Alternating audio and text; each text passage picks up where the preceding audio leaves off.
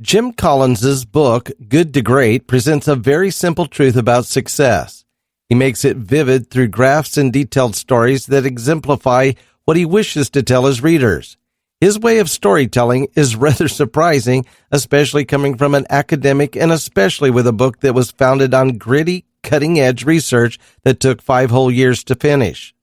Published in 2001 at the height of technological advancements in the business industry, Good to Great never ceases to amaze with its accurate description of what he calls Level 5 leaders and gives a refreshing perspective of how we look at technology, especially in the current technology-obsessed society.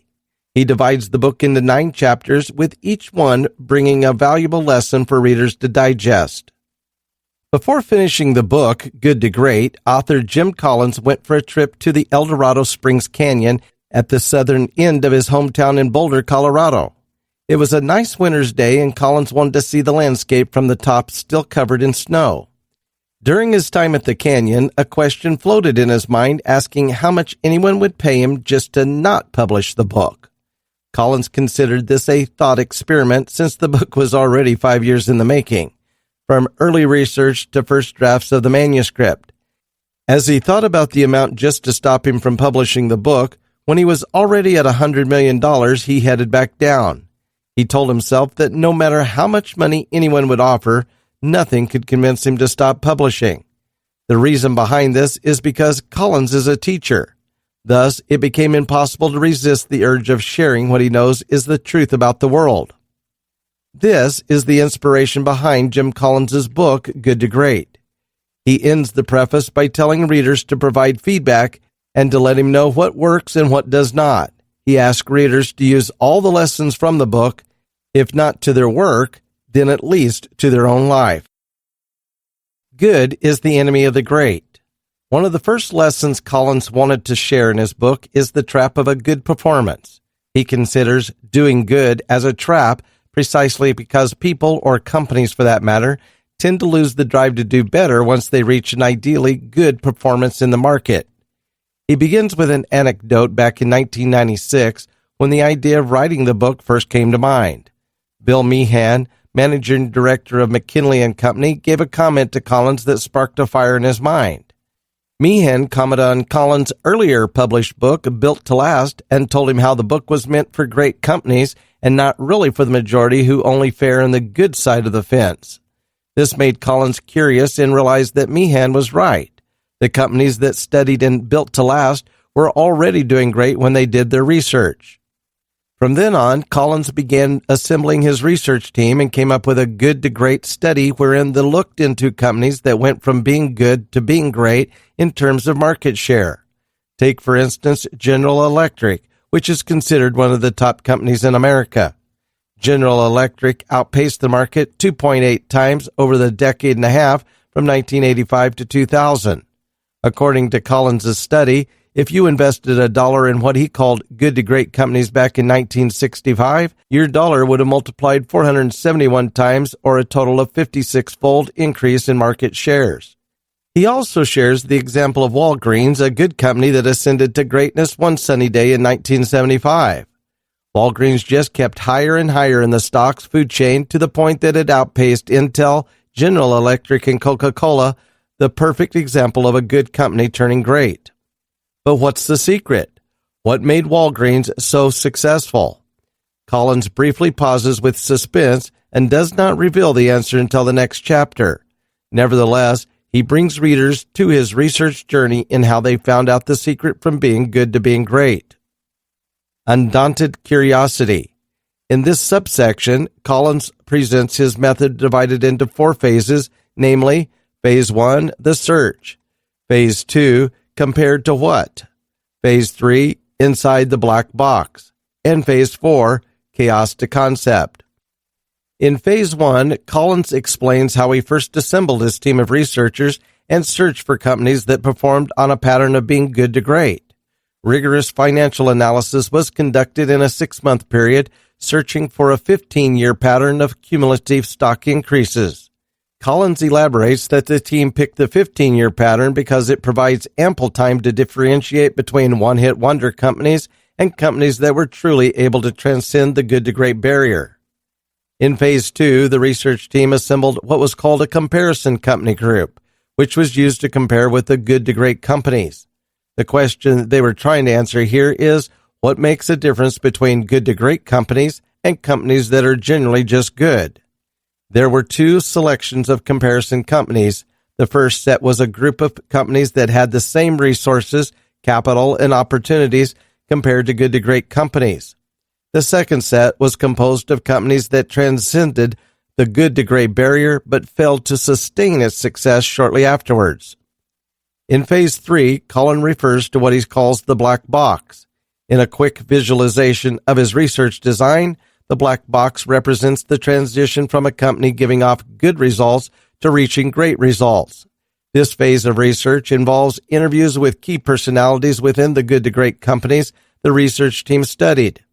The focus of the interviews looked into compensation, business strategies, office culture, leadership style, turnover rates, etc. This process became what the research team called the black box. In Phase 4, Collins provides brief snapshots of all the 9 chapters of this book. The chapters will describe in detail how to get going from good to great. The timeless physics of good to great. Collins dedicates a subchapter that further clarifies what the book is about and what it is not. He emphasizes that the book is not about how the economy was or how it is not. Furthermore, the book is not even about how it will be in the future. Rather, he points out that the book is about the principles of how to get from being good to becoming great. He then goes back to his core thesis that resonates throughout the chapter. Good performance is the trap that stops your journey to greatness. Level 5 Leadership. In the second chapter of Collins's book, he explains the first principle that can turn a good company into a great one. He exemplifies this point by telling the story of longtime CEO of Kimberly-Clark, Darwin E. Smith. Smith started as the company's lawyer. Having had an arduous journey becoming a lawyer, he had an unorthodox way of leadership. He became CEO of Kimberly-Clark for 20 years and allowed the company to evolve and conquer the industry. With fierce competition between big brands of paper-based consumer products, Procter & Gamble and Scott Company, Smith proved how he could lead the company out of even the toughest crisis. Smith was largely appreciated by business persons and thinkers alike for one of the boldest moves any CEO can make. The context: in a slowly dying industry, Kimberly-Clark needed to choose between sinking and depreciating market value or selling all the mills. Smith took a strong position to sell all the mills and instead invest the money to other potentially vulnerable products like Huggies. Business media called the move less than intelligent, but Smith never wavered. After a few years, Kimberly-Clark outpaced the growth of Procter & Gamble in 6 of 8 products and was able to acquire Scott Paper. When described by close friends, Smith is portrayed as an awkward old man that also has a fearsome side to him. He didn't wear fancy clothes like other CEOs in the industry do. Instead, he wore unfashionable and old suits, effectively sporting an eccentric fashion statement. After telling the inspiring story of Smith, Colin moves on to the discussion of what he calls Level 5 leadership. He illustrates this with a pyramid that is divided into 5 ladders. The bottom ladder, or Level 1 leadership, pertains to highly capable individuals who make productive contributions through their talent, knowledge, skills, and good work habits. The second level of leadership is called contributing team member, referring to individuals with their propensity to contribute their capabilities to achieve the group's objectives, in essence, a good team worker. The third level is that of a competent manager, revolving around the skill to organize people and resources effectively towards the pursuit of the company's objectives. The fourth level of leadership in the pyramid pertains to an effective leader, one that catalyzes commitment to and vigorous pursuit of a clear and compelling vision, stimulating higher performance standards. Lastly, Level 5 leadership refers to the executive, which can be determined by the character of building enduring greatness through a sometimes paradoxical blend of personal humility and strong professional will. Not what we expected. A subsection follows wherein Collins elaborates the character of Smith as a Level 5 leader. He reiterates that the Level 5 qualities Smith had were crucial requirements in getting a company from good to great. According to Collins's research team, Level 5 leaders are almost always found at the top of the most successful companies, especially those that went through the process of being good to becoming great. Collins further states that level 5 leaders have the temperament to channel their personal needs, ego, towards a larger goal, such as raising a company to the top of its game. He adds that level 5 leaders do not just exemplify the qualities of a level 5 leader. Moreover, it embodies all the qualities of the leader types in the whole pyramid. The chapter focuses on explaining the traits of level 5 leaders and how they bring companies to greatness. It wasn't the researchers team's goal to look into executives or top echelons in corporate management, Collins points out. Rather, the research results indicated a pattern that a large part of the company's success in reaching greatness can actually be attributed to leadership styles, namely a level 5 leadership. Humility plus will equals level 5. In the next subchapter, Collins adds another layer in explaining level 5 leadership. He says that level 5 leaders have a dual quality. Aside from being fearless, level 5 leaders are also known to possess humility. Collins gives the story of former U.S. President Abraham Lincoln, who also happens to be a level 5 leader. According to Collins, Lincoln never allowed his ego to get in the way of a nobler cause, which is the success of the entire country. A lot of people during Lincoln's time mistook his shyness and awkward demeanor as signs of weakness. However, Collins argues that this is simply part of Lincoln's duality as a level 5 leader. The same goes for other CEOs that the research team studied, having a dual character of shyness while being fearless at the same time, modest and meek in appearance, yet courageous and decisive in their business choices. Ambition for the company, setting up successors for success. Collins argues that one remarkable thing with any level 5 leader is that they always put ambition first before personal desires. Take, for example, David Maxwell, who became Fannie Mae's CEO in 1981. Before Maxwell came to office, Fannie Mae was hitting rock bottom, losing $1 million every single day. Maxwell saved the company from the brink of bankruptcy, and by the time he was about to retire, his retirement package was valued at a staggering $20 million, owing to how the company's profits skyrocketed since he became CEO. This became a huge issue in Congress because Fannie Mae operated under federal laws. However, instead of insisting to get his whole share of the pie, Maxwell proposed that he'd only claim $5 million from the entire retirement package and told his successor, Jim Johnson, to donate the remaining funds for low-income housing. This saved the future of the company from the brewing controversy of his retirement package. After retirement, Maxwell was given a number of awards, including 10 Greatest CEOs of All Times by Fortune magazine and Housing Person of the Year award by the National Housing Conference.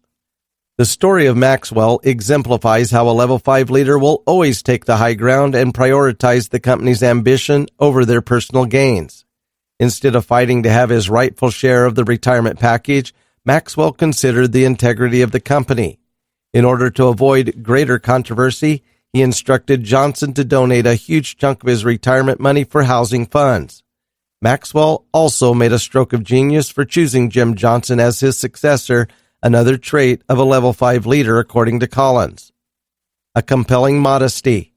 Another trait discussed by Collins, still in the topic of level 5 leaders, is how good to great executives almost never talk about themselves. The difference is quite significant when this is compared to leaders from the comparison control group who could talk about themselves and themselves only for hours on end. Collins emphasized that one of the secrets of level 5 leaders is modesty. To think not only of themselves, but of the greater good of the company is what sets good to great leaders apart from one-hit wonders. Unwavering resolve to do what must be done. In addition to humility and modesty, Collins further notes that level 5 leadership is all about decisiveness. He describes this trait of level 5 leaders as the unwavering determination of leaders to do whatever needs to be done to reach greatness and bring the company to the peak of its performance. According to Collins's research team, level 5 leaders are endlessly motivated by their desire to produce results. They will do anything from selling all the company's biggest assets just to save it from bankruptcy to firing their own brother from management just to get the job done. the window and the mirror. Top executives, when asked about their secret to success, would almost always answer that they were just lucky about a lot of things, which led to them being in their current state. This perplexed the research team and motivated them to dig deeper and find patterns as to why executives would always attribute success to good luck. The findings indicate that level 5 leaders, aka successful executives, would always make it a point to credit their success to other people outside themselves. When there was no specific person they could accredit it to, they would just mention that it was because of good luck. On the other side of the fence, when things went bad, level 5 leaders were quick to acknowledge that the errors were because of them. This is why the researchers called this phenomenon as the window and the mirror. In times of success, level 5 leaders give credit to other people but themselves, hence the window. Nevertheless, in times of defeat and loss, leaders look at themselves to blame, hence the mirror. Cultivating level 5 leadership. In this section, Collins starts with an example of a woman who had just become CEO of her company. While in a dinner meeting wherein Collins shared the results of his level 5 study, the woman asked if it was possible to learn how to be a level 5 leader. Collins's answer was to review the good to great principles they uncovered from level 5 leaders and try to practice it herself.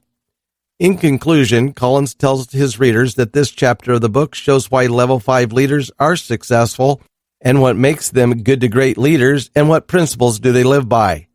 The next few chapters, on the other hand, will give readers an idea of how to become level 5 leaders.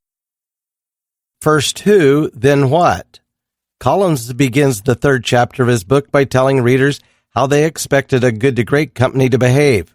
First off, they thought a great company would have to be driven to a new direction, setting a new path based on a new vision and a new strategy to bring the company to greatness.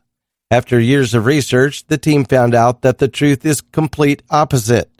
Instead of knowing first where to go, the most successful executives' first priority was to select the right people to go with them. According to Collins, good to great leaders knew of 3 simple truths. 1. Knowing who rather than what or where makes it easier for leaders to adapt based on the situation and change that situation for the better. 2. With the right people equipped with the right skills and positioned in the right places, the problem of motivating staff to strive to be successful is eliminated. And 3, even if you do find the right direction to drive your company forward, you will never succeed without the right people. Collins then provides an example in the form of Wells Fargo. Wells Fargo only experienced its stellar performance in this market starting in 1983. The change of the company's performance was not because CEO Dick Cooley knew where to bring the company. Rather, it was because his first step was to assemble his management team. According to esteemed investor Warren Buffett, Cooley had a knack for talented people and made it a point to build the most talented management team in the industry. In short, Cooley's strategies for success was not to make their own strategy, but to fill the company with so much talent that no matter where they went, the talent would always save them. Collins further reiterated that Cooley had an attitude of hiring talented people even when there was still no specific job available for them. This approach, pioneered by Cooley, proved to be a recipe for success when challenges after challenges were faced by Wells Fargo. In the most difficult times, the team always had a way to skirt out of dangerous situations, such as during the time when the banking industry fell 59% below the general stock market rates. Wells Fargo outpaced the markets thrice. Collins argues that the company is not simply about the old-fashioned tip of picking the right people, because that would be a cliche, especially in management circles. He emphasized that the chapter is more about priorities, first to assemble the right people for your team, and then figure out where to drive your company for the better. Not a genius with 1,000 helpers. Collins then compared this example from Wells Fargo with the comparison control group and made the conclusion that good to great leaders never chose the management approach of having a genius with 1,000 helpers. The problem with the approach of having only one genius is that while the genius would indeed help propel the company forward, the genius would only be able to do that as long as he or she was around. This kind of approach is never good for building a good management team, according to Collins. The kind of caliber managers turned CEOs of big companies produced by Wells Fargo was developed precisely because Cooley knew how to put people in their rightful places and how to develop them to become better leaders and pioneers in their respective fields. In short, Collins is telling us that a level 5 leader is simply not enough. A level 5 leader must also learn how to assemble what is called a level 5 management team using the first who approach of determining the right people to complete the group. It's who you pay, not how you pay them. Another factor that the research team looked into was compensation. They tried to find correlation between good to great companies and the approach of paying people with the right amount of money. Interestingly, research findings indicated otherwise. There was no such correlation, and instead, what the team found out was that executives from good to great companies received less compensation compared to the mediocre level companies. While Collins still emphasizes the value of ample compensation for executives, he reiterates that compensation is not the key to success. Collins proposes that the key in this subject area is not how much you compensate executives, but which executives need to be compensated in the first place. In essence, this points right back to the first who approach of selecting the right people to compose your management team, and in turn, the issue of an inexpensive incentive program becomes irrelevant. He further suggests that the point of an incentive system was not to reward the wrong behavior of people in the company, but to keep the right people working for the company. Rigorous, not ruthless. Collins starts with the typical stereotype of good to great companies, that they are the toughest places to work in. Collins points out that this might be true, but there's more than meets the eye. Instead of the ruthless portrayal of high-performing companies, Collins' team found out that good to great companies often fostered a rigorous rather than a ruthless office culture. He further defines what it means to be ruthless, cutting back employment at times of crisis without thoughtful consideration, for instance. On the other hand, a rigorous culture means implementing a standard that is enforced at all times and at all levels of management, especially at the top. How to be rigorous. The research team was able to come up with 3 practical disciplines based on their study on how to foster a rigorous office culture. Discipline 1. Have the discipline to keep looking, especially when you haven't found the right person for the job. In this discipline, Collins explains what the Packard's Law means. Tracing its root from David Packer, founder of the Hewlett-Packard Company, the Packard Law speaks of the secret to their company's success. Not by concentrating on the growth of the company in terms relative to the market, but by concentrating on the company's ability to retain the right people. Discipline number 2. Act when you need people to change. This discipline teaches readers that when you find yourself in a situation when you feel like you need to manage a person you hired, then you probably made a mistake in hiring that person. According to Collins, the best employees don't need managing. To a certain extent, they will need guidance and teaching, but not managing. Discipline number 3. Place the best people in the best opportunities, not in the biggest of problems. It has often been mentioned in the who first approach to management that it is primarily a question of who rather than what. In the case of problematic situations, Collins suggests that the best method to success is to put your best people in the biggest opportunities. Doesn't matter what kind of strategy you're pursuing if you have the wrong people in the wrong places. First 2, great companies and a great life. In this section, Collins tackles the issue of personal sacrifice. He answers the question of whether or not it is possible to have a good life when you're in the pursuit of turning your company from good to great. Collins says yes, it is possible.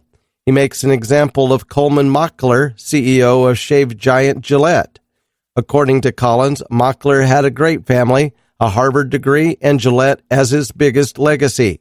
Even during the most difficult crisis the company had faced in the 1980s, Gillette's performance in the stock market never wavered, and Mockler still managed to maintain a healthy work-life balance. When asked of his secret to a balanced life, Mockler told Collins that he had more space to maneuver his time precisely because he had the right people in the right places. Precisely because there was no need to manage his excellent management team, He had more time for his family compared to the control group executives that relied on a single genius to make everything work. In conclusion, Collins emphasizes the great value that lies in adhering to the first who principle, a key to unlocking a perfectly balanced life, having time for family and friends, while keeping up with the difficulties of managing a great company. Confront the brutal facts, yet never lose faith. In this chapter, Collins begins highlighting a case study from the research. He starts with the case of A&P, a tea company, and Kroger, a grocery chain, the story of which is much akin to role reversals. A&P used to outperform Kroger until a time when both fell apart in terms of market performance. Then, a miraculous divergent boosted Kroger higher than A&P could ever place in the stock market. Collins explains this phenomenon by citing how Americans changed through time.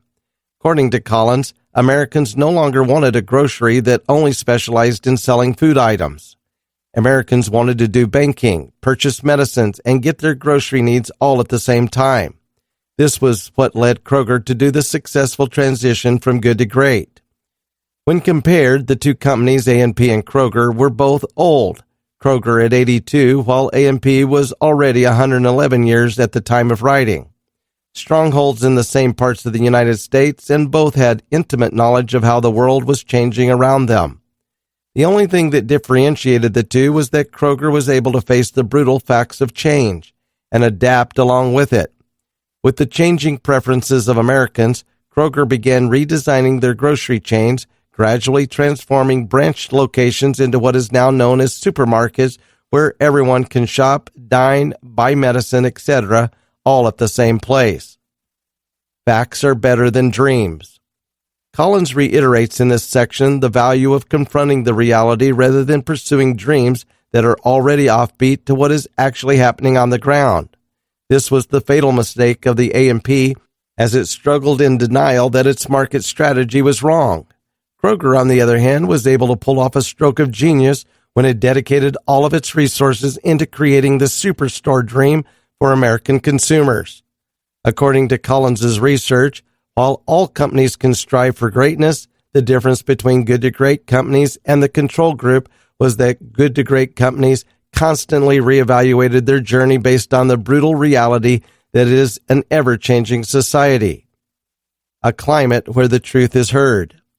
Another point Collins wants to make in this chapter is the attitude of good to great leaders in fostering a culture wherein facts are objectively heard and where there is freedom and opportunity for everyone to express the truth. Collins shares 4 basic practices that allow good to great leaders to create a climate where truth can be heard. 1. Lead with questions, not answers. A trait that is common throughout good to great leaders that were analyzed by the research team is how they use questions. According to Collins, good to great leaders use questions to get a better understanding of things. He gives an example with Alan Wurtzel, who was known for always asking questions when he understood the big picture. Wurtzel was decisive in pursuing the truth through questions. Collins further mentions how good to great leaders would sometimes call a meeting without a specific agenda in mind. When the management team sat down, Wurtzel would start asking everybody what was on their minds and then pursue topics from there until he found and understood a truth. This basic practice also involves practicing humility. Being a great leader requires admitting that no one has a monopoly on understanding and that one only needs to ask in order to uncover the truth. 2. Engage in dialogue and debate, not coercion. Collins shares to his readers that good to great leaders are keen to engage in lively debate until they find answers, particularly on how to reach greatness.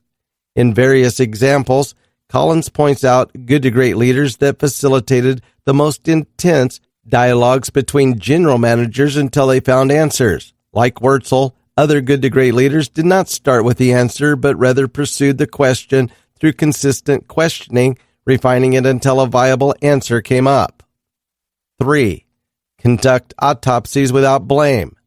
A point related to fostering a culture where everyone is heard, analyzing mistakes without pointing fingers, is another practice good to great leaders specialize in.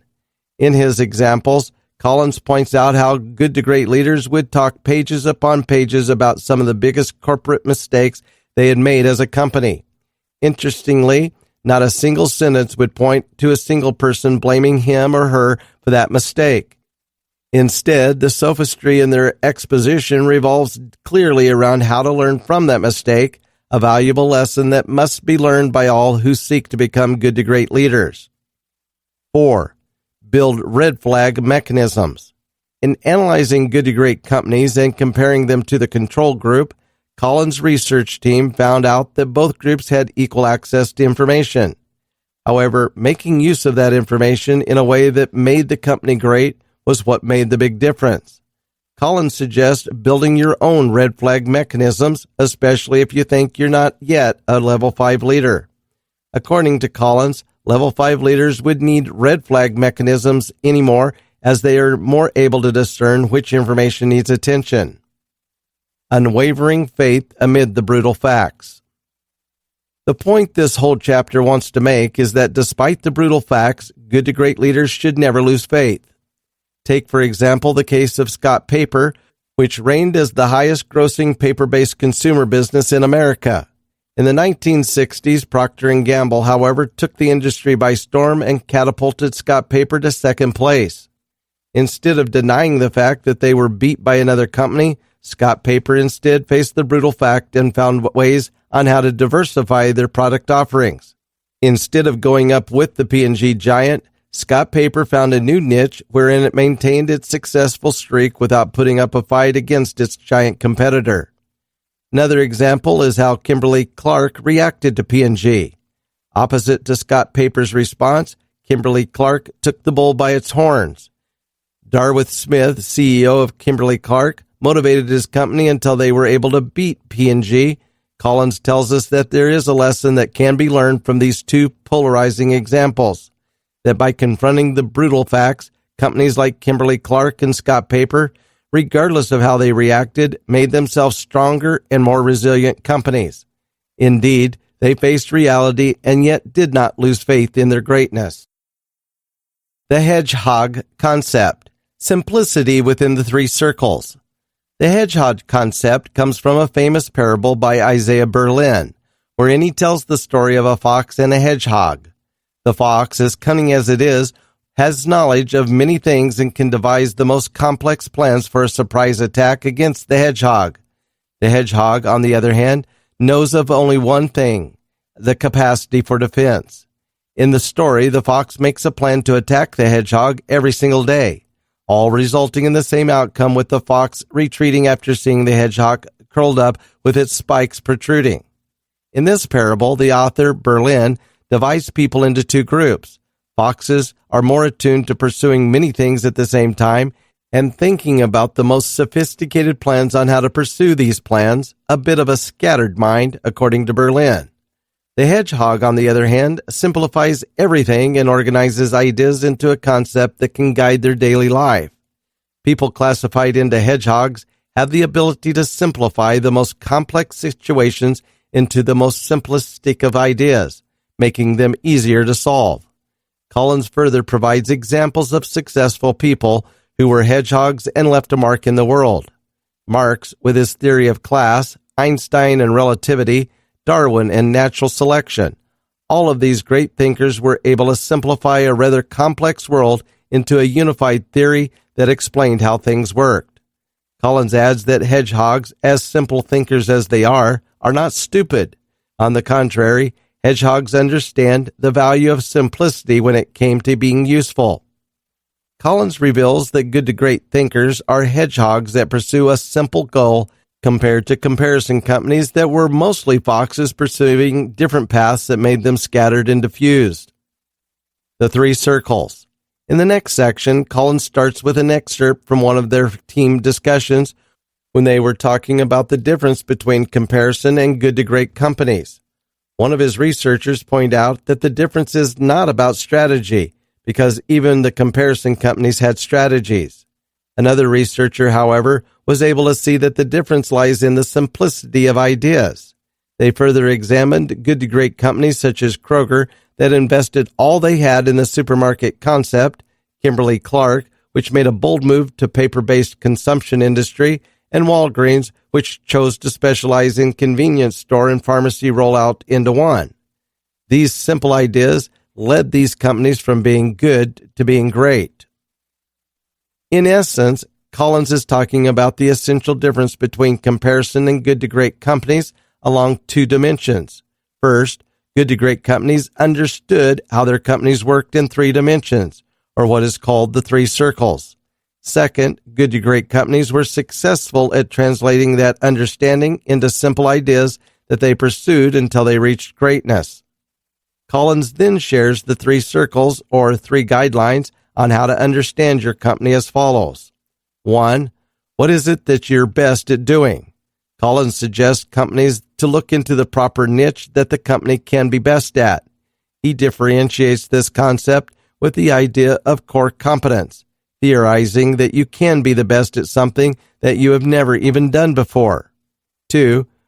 Where does your economic engine lie? Collins suggests for companies to look into what pays the bills. What product or which company is producing the most money that keeps the company going? 3. Discover your passion. Finally, Collins suggests for companies to go on a journey of discovering what makes them passionate. Understanding what you can and cannot be best at. A defining trait of good to great companies is the ability to understand what he or she is doing best, and conversely, knowledge in which areas they do not excel. Collins further notes that the purpose of studying the Hedgehog Concept is not to formulate the strategy of being the best. It does not plan to be the best. Rather, it is understanding what you do best, and the differences between the two become a pivotal concept to grasp. Collins gave the case of Abbott versus Upjohn, two companies in the same industry. Abbott was in the pharmaceutical industry, but was far beaten by Merck in terms of industry leadership. Instead of confronting Merck, Abbott diversified its product line and was able to survive the crisis.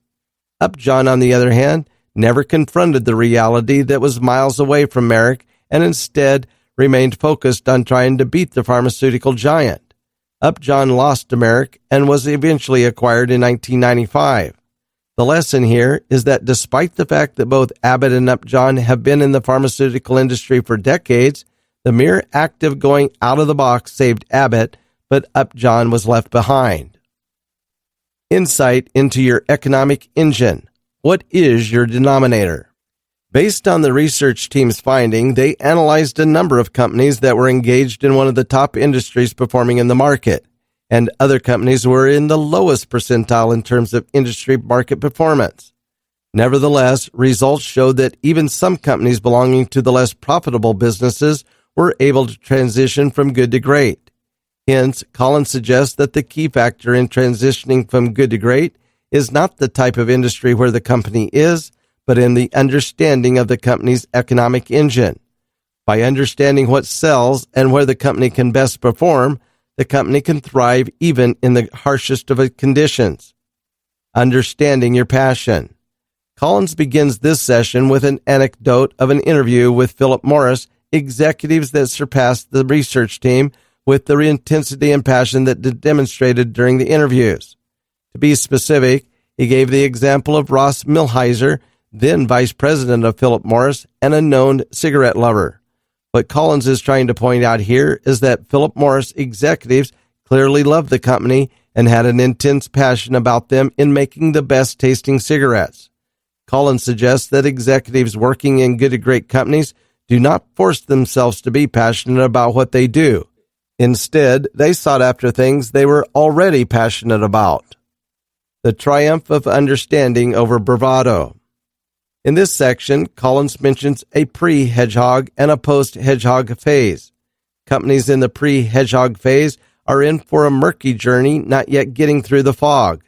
Post-Hedgehog companies, on the other hand, have gone through the mist and are more able to see clearly for miles on end where the company needs to go. In the research findings, Collins' team found out that comparison companies never really got through to the fog compared to good to great companies that successfully passed through. The secret of good to great companies, according to Collins, is that executives would always ask the right questions, and the fact that good to great companies formulated their strategy around an objective understanding of reality rather than mere bravado. A culture of discipline. Freedom comes with equal amounts of responsibility. In this chapter, Collins explores the values of discipline and how best to respond to success. According to Collins, seldom do startup companies transition to becoming great companies, and this is because of the wrong way they respond to success. Much like the competence trap discussed in Chapter 1, Collins recalls how successful startups sometimes trip over their mid-rise success. This means becoming more like the fox, who entertains sophisticated plans and even more ventures until the company loses its focus entirely. This is the cliff where comparison companies fall apart. A key to avoid this trap, according to Collins, is adherence to strict organizational discipline. He shares a matrix he calls the good to great matrix of creative discipline, which is divided into 4 quadrants. Quadrant 1 deals with hierarchical organization.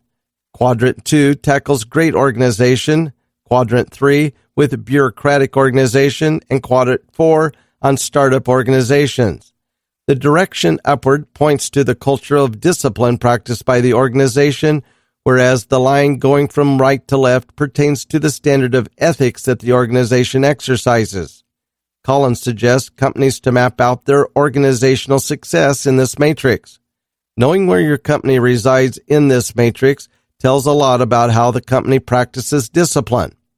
He further exemplifies this point with an example from Abbott Laboratories, more precisely summarized in the following points. 1. Foster a culture of freedom equipped with ample responsibility. 2. Strategically position self-disciplined people into that culture of discipline who will do anything to adhere to their assigned responsibilities. Gradually, they will cleanse the pool and get rid of the rotten tomatoes. 3. Know the vital difference between a tyrant and a leader who fosters a culture of discipline. 4. Consistently hold on to the Hedgehog Concept with a laser focus on knowing the 3 circles. In addition, it can be helpful to list down a not-to-do list in order to rid your company of bad practices. Freedom and responsibility within a framework. Good to great leaders are adept at establishing a business and productivity framework that nevertheless provides people with the freedom and the proportionate responsibility they should shoulder. The research studies also show that level 5 leaders had a knack of hiring people who needed minimal management, people who were self-disciplined in order for the level 5 leaders to manage the system and not the people. According to Collins, the secret of fostering discipline in any organization lies in the placement of the right people who are disciplined. This translates to a disciplined thinking that slowly transforms the entire organization toward disciplined action. A culture, not a tyrant. A debate once emerged on whether to include this point in the book or not. Some members of the research team pointed out that both comparison companies and good to great companies had a disciplined roster of people. After an in-depth analysis of the findings, the team was able to figure out that there is indeed a difference between the two. Comparison companies owe their discipline to sheer force embodied by level 5 leaders. Good to great companies, on the other hand, build an enduing culture that allows the company to prosper and develop with discipline. Fanatical adherence to the Hedgehog Concept. Collins begins this section with an example in the story of Pitney Bowes, a company that had a monopoly over postage meter machine sales. It had a close tie with the U.S. Postal Service, which meant it got all government procurement projects without other companies vying for the deal. Nevertheless, Pitney Bowes fell into a landslide when its monopoly was gradually stripped away. Pitney Bowes would have ended bankrupt if not for level 5 leader Fred Allen, who redefined the role of Pitney Bowes in the industry of postage meters. He questioned whether the company could retain its identity of producing solely postage meter machines. Eventually, the management team, through Fred Allen's level 5 leadership, pulled off the miraculous turn when they diversified into the production of sophisticated back-office products and machines such as copiers and fax machines. Allen found a new economic engine without violating the Hedgehog Concept. Start a stop-doing list. According to Collins, one habit they found to be common among good to great leaders is to create a stop doing list as opposed to the usual to-do list people create as to start disciplining themselves. Furthermore, Collins relates this habit to the crucial process of budgeting. He referred to budgeting as a case wherein leaders had to identify areas that go along the Hedgehog Concept and should be funded more for greater strength. Chapter 7. Technology Accelerators. Collins begins this chapter with the drugstore.com fiasco in the late 1990s. Drugstore.com was one of the first web-based pharmacy stores who sold its stocks to the public. At the time, anything connected to the internet was a hot deal, especially among investors. This led to stock prices multiplying thrice to $65 per share, which in turn resulted in over $3.5 billion in market value. It's interesting to note, though, that drugstore.com only sold its products for 9 months, had less than 500 workers, and did not offer investor dividends at all. So what made this internet drugstore suddenly go nuts in the stock market? Furthermore, .com drugstores in the 90s devoured big pharmaceutical company sales by up to $15 billion, especially Walgreens. Nevertheless, Walgreens did not panic at the sight of $15 billion suddenly vanishing because of the .com frenzy. Instead, Walgreens management paused to reflect and began with an experimental website while still in the process of internal management talks.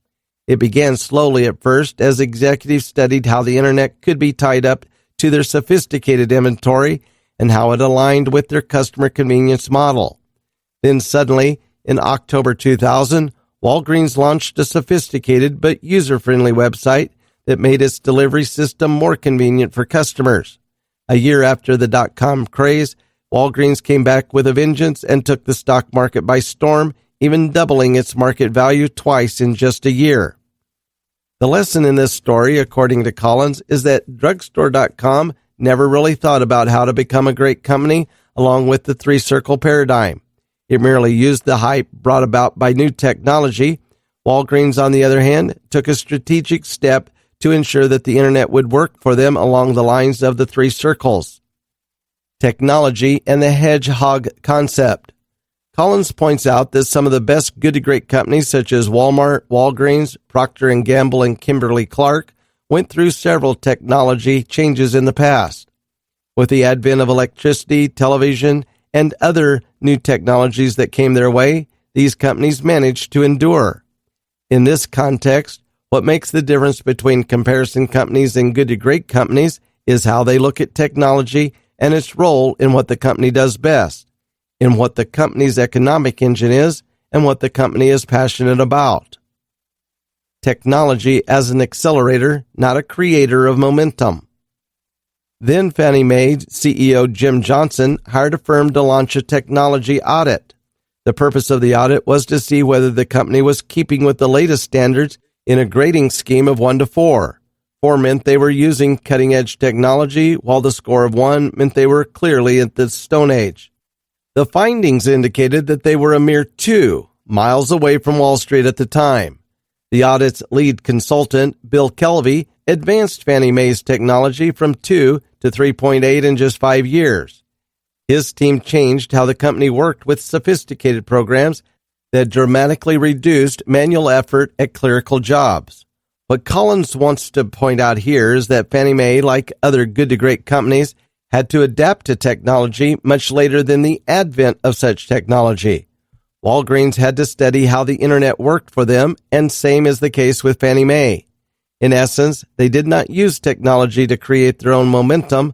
They used it brilliantly as an accelerator to the things they did best and were passionate about. The technology trap. At the time of Collins's research, there was indeed much hype about science and technology. Time magazine even picked Albert Einstein as Person of the Century, which surprised a lot of people considering the wide array of personalities that could easily be construed as game-changing in the 20th century.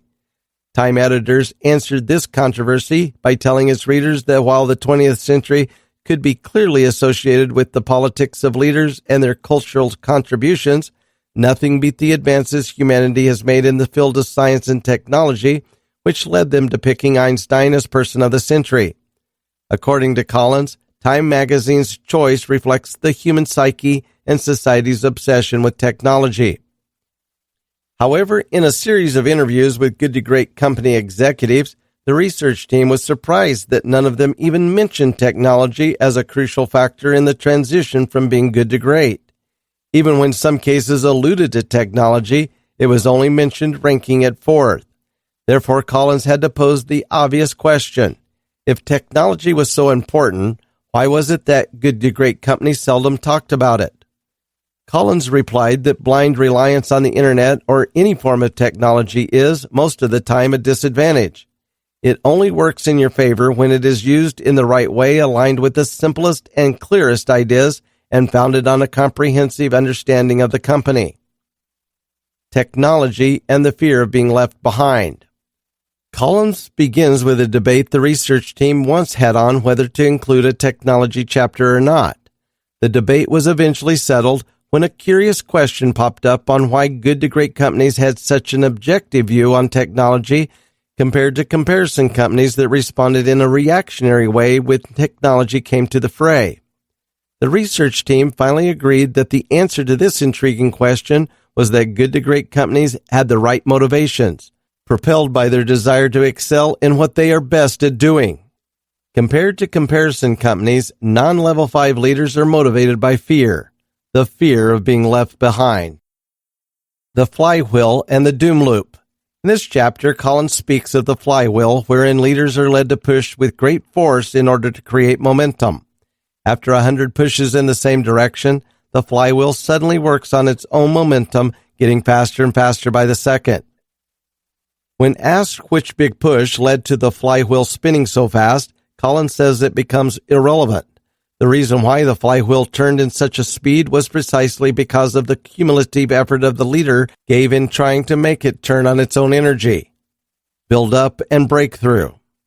Collins explains that the flywheel symbolizes the experience that good to great leaders went through when they were transitioning from good to great. He further tells us that greatness did not come from one big push and that there was no defining moment to think of in the advent of transformation. In essence, Collins emphasizes that success is a cumulative process made up of steps and decisions teams and leaders make towards a certain direction or directions. Collins provides a commentary on how the media portrays good to great companies, citing the fact that the media only covers companies that are already successful with a flywheel that turns 1,000 rotations per minute. The media never really tells its viewers how it got there, leading most of us to think that there was some miraculous breakthrough moment that defined success for the company. The way the media tells this story offers an insight on why it looks like when we watch from the outside. From the inside, however, the experience is totally different and resembles more of a gradual, nonchalant moment, not just a luxury of circumstance. A lesson that must be learned from the flywheel model is the elements of build-up and breakthrough. In contrasting how comparison companies reacted to the pressure of the stock market compared to how good to great companies such as Fannie Mae reacted, it was pretty clear that good to great companies had the patience to go on in the same direction until they had built their own momentum, their own breakthrough. The flywheel effect. The flywheel effect teaches us that the road to success is a series of incremental changes brought upon by an accumulation of efforts pointing to the right direction. Until such time that the flywheel has generated enough of the incremental changes, doing greatness dawn upon companies who had the sheer discipline and understanding to make this concept work. These incremental changes, however, take a tremendous amount of patience, commitment, and willpower, even at times when companies don't see ahead where they're going. According to Collins, the main difference between comparison and good to great companies is the aspect of managing change. Once companies learn how to manage these incremental changes, only do the problems of commitment and motivation evaporate as the flywheel effect takes place. Collins makes an example of a level 5 leader, Jim Herring, who was responsible for making Kroger great. According to Herring, he consciously avoided efforts to spark motivation.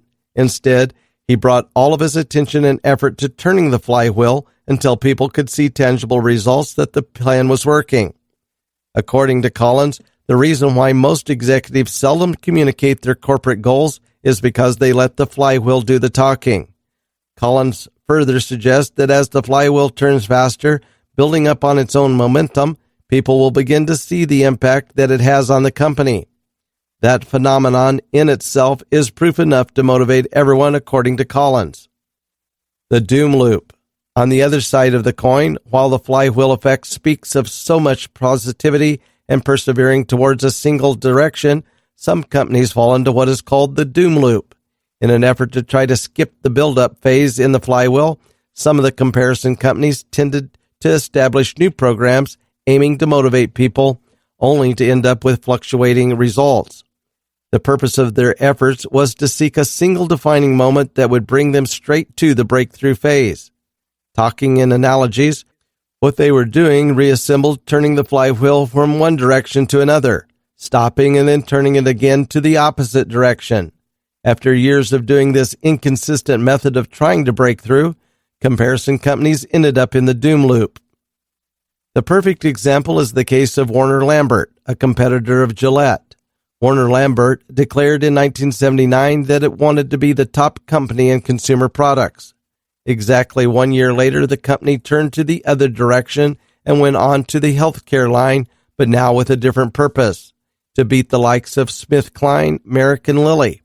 Another year went by, and Warner Lambert yet again returned to its previous orientation to consumer products. By 1987, management felt another change of heart, trying to be more like Merrick, spending crazy amounts of money on advertising. By the time of the Clintons, in the early 1990s, it went back again to consumer brand diversification. The problem with Warner Lambert was that every time there was a change in CEO, the direction pushed through by the predecessor was thrown away in favor of a new program. The result of this inconsistent driving of the flywheel was a moment of spectacular results followed by a moment of stagnation and then decline. Such a business approach was not unsustainable. This is the doom loop. The misguided use of acquisitions. In this section, Collins' team looked into the role that mergers and acquisitions played in the transition of companies from good to great. Their findings indicate that good to great companies used acquisitions and mergers at a time when they had built enough momentum on their flywheel and at the time when they had figured out their own hedgehog concept. In essence, they did not use acquisitions to create their own momentum. What made acquisition successful was that it was being used to accelerate momentum that was already there in the first place. Leaders who stopped the flywheel. Another doom loop pattern that the research team observed was how new leaders would tend to stop a flywheel that was already gaining momentum, throwing it into the opposite direction. Take, for example, the case of the Harris Corporation. Harris Corporation practiced the good to great methods even in the 1960s, which led to a marked buildup and breakthrough. The company already had a hedgehog concept in place, thanks to George Dively and Richard Tullis, driving the company to a vision where it became best in the printing and communications technology industry.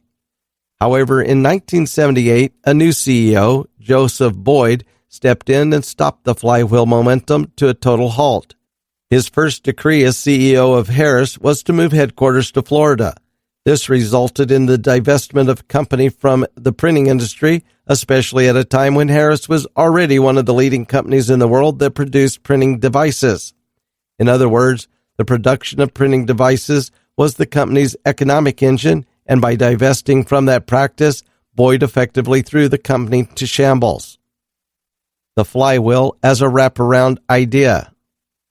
In this section, Collins reinforces the idea of the flywheel as an accumulation of results and efforts directed at a single clear and tangible objective. Furthermore, Collins points out that in any system or framework, all the parts and processes that operate within that system play a role in accumulating a great number of results that is greater than the sum of its parts. Collins then discusses some of the signs to tell the difference whether the company is in the doom loop or in the flywheel.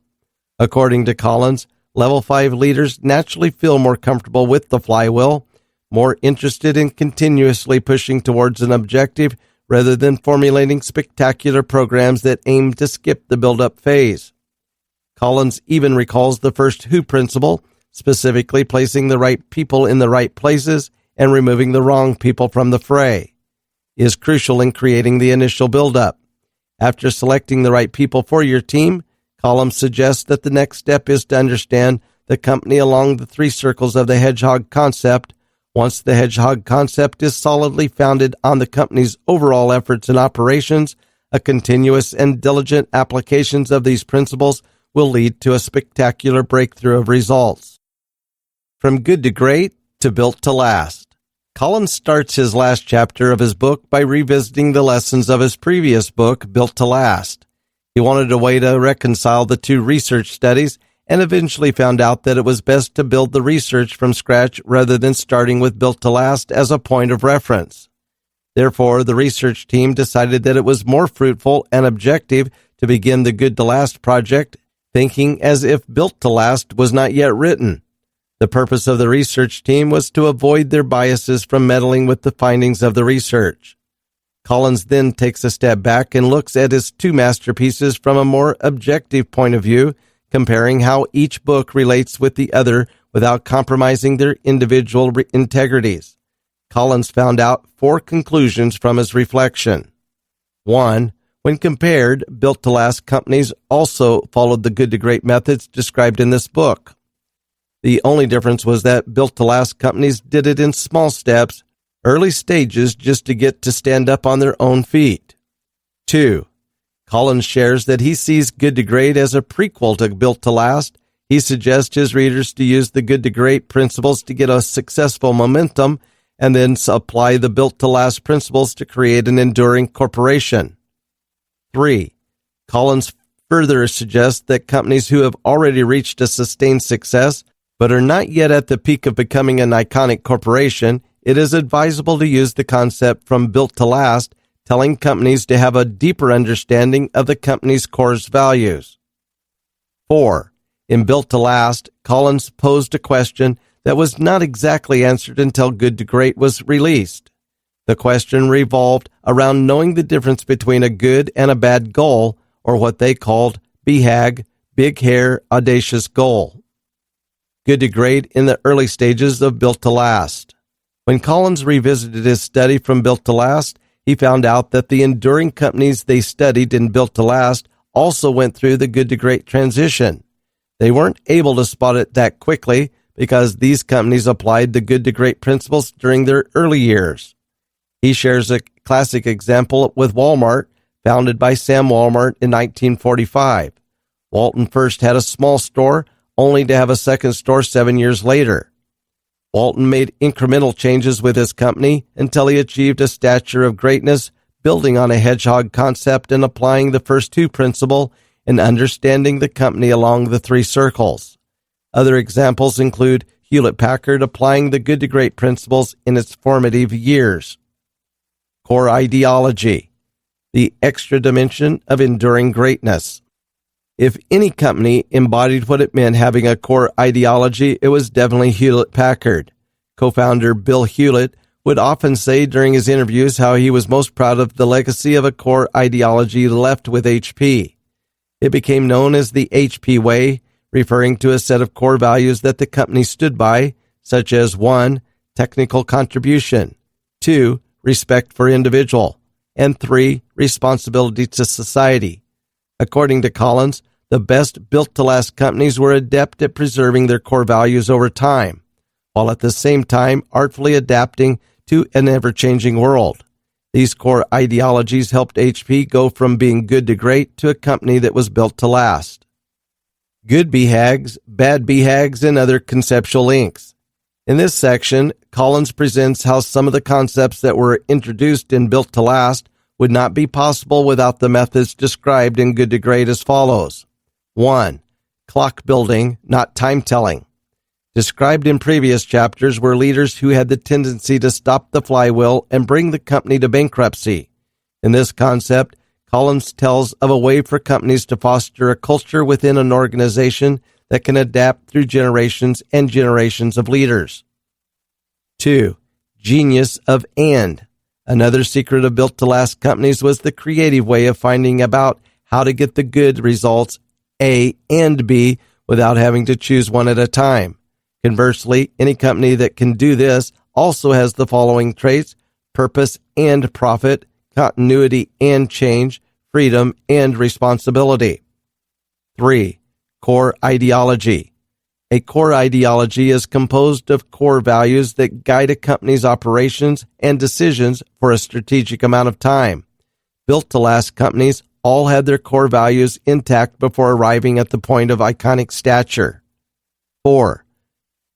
Preserve the core, stimulate progress. Once a core ideology becomes operational, it becomes more crucial to preserve that core, but with enough flexibility to stimulate progress and adapt to change. Why greatness? In this section, Collins enlightens readers on the question of why choose greatness when one could settle to just becoming successful. He further tells us that one can have a small but great company.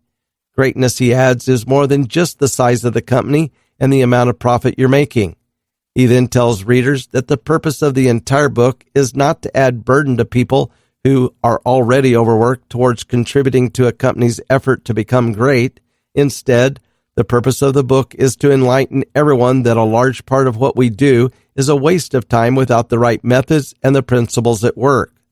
Applying the principles described in this book will make life much simpler and more bearable. Then he focuses on the motivations behind greatness. The simple fact that a person even asks such a question means that that person is not at the right kind of work, not in a kind that he or she is passionate anyways. Frequently asked questions. Question: in addition to the identified good to great possibilities in the book, are there examples that did not make the publication? Collins answers that the 11 companies served as examples from an initial study of Fortune 500 companies. Question: why were there only 11 companies mentioned in the book? The reason behind the fact that only 11 companies were revealed in the book, despite the 500 total number of cases, is that there was a tough screening process that was done to extract the best lessons out of the companies that exemplified it the most. Another reason is that the measure of sustainability, set at 15 years, is quite a high standard to meet, which led to a great number of companies falling off the table. Question: how do you reconcile statistical significance given that only 11 companies made it to the cut, while there was a total size of 28 companies, including a comparison group? To answer this question, Collins and his team consulted with the University of Colorado statistician Jeffrey T. Luftig, who told them that there was really no problem. The concept of statistical significance, according to Luftig, applied only when the research methodology was designed to sample data. In the case of the team's research, the approach was a purposeful selection of the case studies based on a predetermined criterion. Question: why limit the research to companies that are publicly traded? The research team chose publicly traded companies because of 1. Ease of access to data, and 2. Widely accepted definition sets. Question: why is the research limited only to U.S.-based corporations? Selecting companies outside of the U.S. could mean undermining the consistency of the selection procedure the research team had agreed upon. Question: why aren't there high-technology companies in the study? A primary criterion for selecting good to great companies was the length of time of existence. Since most high-technology companies didn't exist 15 years prior to writing the book, it did not meet the research criterion. Question: how can great companies make use of good to great principles if they are already great? Reading the book will give them, even the greatest companies, some form of understanding on why the company became great in the first place.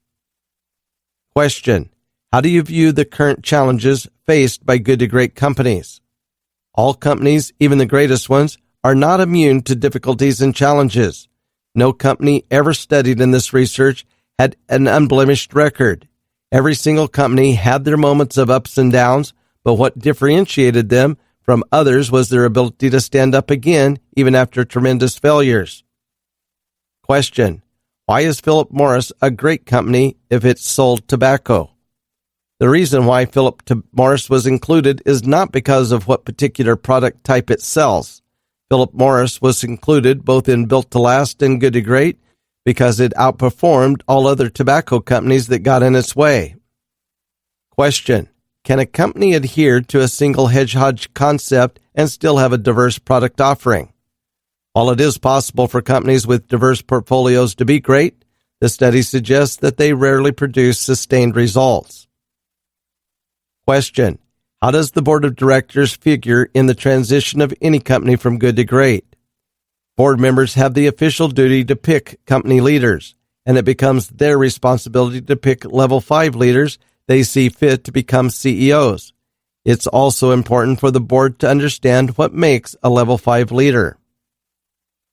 Question: can the current number of young, high-tech companies have level 5 leaders? Yes, Collins answers with John Morteridge, a meek, shy man who stepped into Cisco Systems and turned the company for the better. Question: can the first who principle be applied when there is a shortage of the right people? Like what has already been discussed in previous chapters, a company should practice the discipline of not hiring a person until they found the right one for the position. Question: how can you exercise the concept of taking out the wrong people in the bus when the wrong people are pretty difficult to get rid of? You can still apply the concept, but it will probably take up more time than usual. Question: I'm a startup entrepreneur.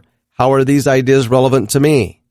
Read Chapter 9, where Collins discusses how good to great ideas apply for companies in their early stages. Question: what use do I have with these findings if I'm not a CEO? There are plenty. Read the story at the end of Chapter 9. Question: where and how should I start? First, take it all in and take the time you need to comprehensively understand what the book is trying to tell you.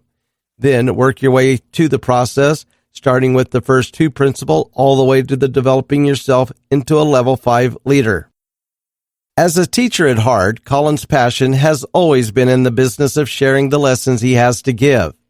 In his book, the lessons he shares are invaluable not just for CEOs, but also for common people who strive to be extraordinary.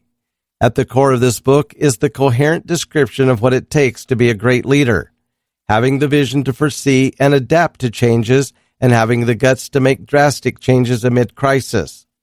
The book shares some of the most valuable insights on how good companies turn to greatness. Not only does it help good companies that are on their way to breakthrough, but it also shares some vital lessons that even the greatest companies need to learn. His method of sharing his research team's findings captivates the reader's imagination and yet objectively synthesizes the lessons that can be drawn from the experience of the most successful leaders in their respective industries. Indeed, it was Collins' gift to make the complex understandable and to explain the sophistication behind the things we often deem as simple. He demystifies most misconceptions we have about successful businesses and how they operate. He differentiates between the faux leaders and the real ones, and more importantly, gives advice on how to become a real leader, a level 5 leader at that. In addition, the book provides a clear-cut instruction on how to pursue a single, clear, and vivid objective that can bring any company from good to great.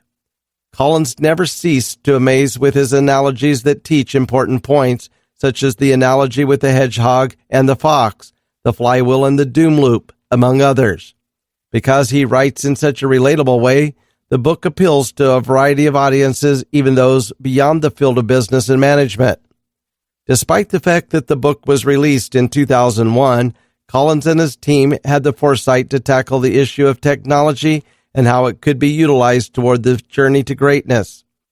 He provides the most detailed examples that make his lessons more lively and imaginative to readers' minds. In conclusion, the book is a successful simplification of some of the most complex theories in the field of business studies. In more ways than one, Collins writes to be understood.